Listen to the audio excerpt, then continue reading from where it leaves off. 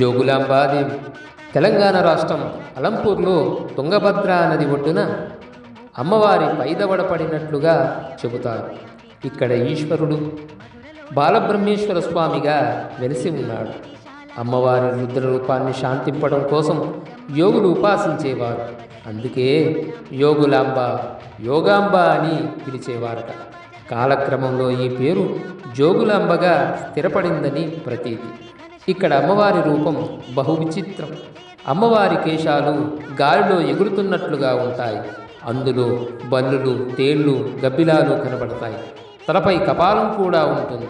అమ్మవారిని దర్శించుకున్నట్లయితే వాస్తు దోషంతో పాటుగా బల్లి, తేలు, గబ్బిలం వలన కలిగే దోషాలకు ఈ ఆలయంలో విరుగుడు లభిస్తుందని చెబుతారు. అలా చెడు దృష్టిని నివారించి భక్తులను కాపాడుతూ ఉంటుంది ఈ జోగులాంబాదేవి.